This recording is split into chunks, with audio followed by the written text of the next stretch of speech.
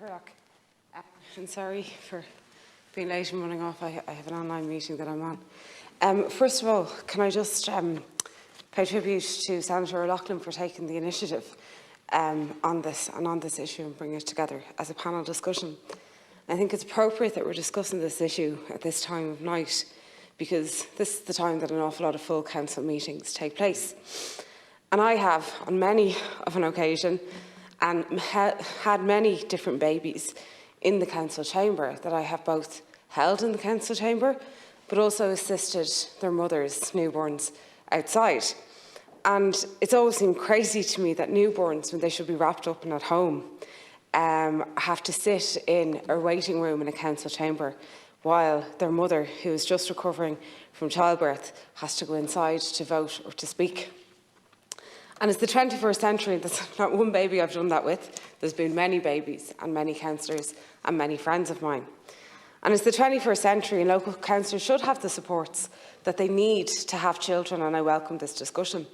I welcome the AILG recommendations and also the bill on the floor of the Dáil from Deputy Holly Kearns, which is a very simple thing to amend the Local Government Act to expand it. I can and I believe that the bill should be enacted without delay, but then some of the wider issues that are contained in the AILG report taken a look at.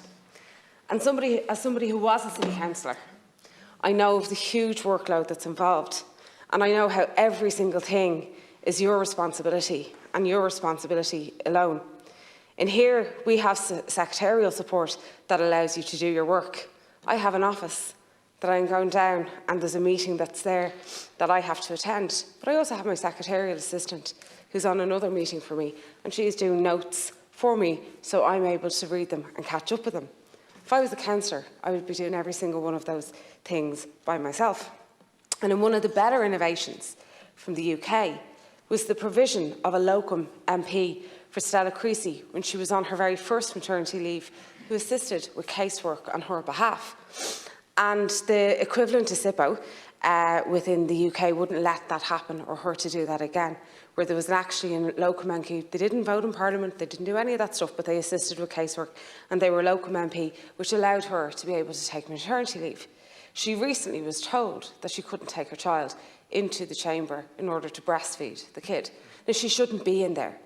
And, you know, she shouldn't be breastfeeding in the chamber, because she should be able to be on maternity leave at this stage of her pregnancy.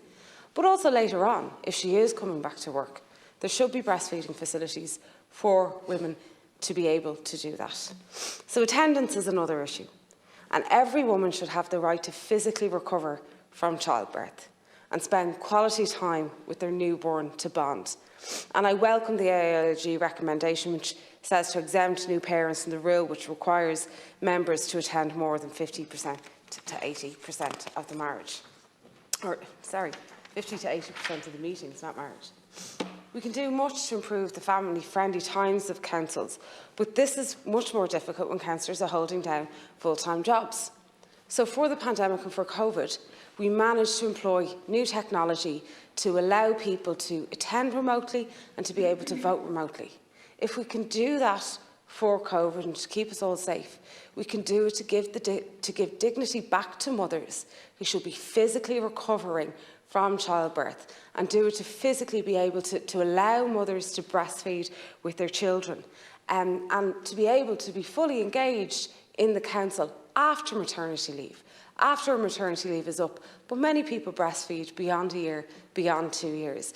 And we need to, if there are breastfeeding mothers who need to be facilitated, we should be employing all the tools that are available to us. I think this is a very timely discussion. I think it's particularly timely when it comes to so many local councillors around the country who have said that they can't continue with the job because they don't have the support that they were needed. And I would like, Minister, for you to have a look at providing secretarial support and look at the UK example of a locum MP for people who are going on maternity leave. I think that was a really good innovation. Unfortunately, the UK discontinued it, but it is a good way of ensuring that people have representation, but that young mothers still have the dignity of being allowed to recover from childbirth. Thank you.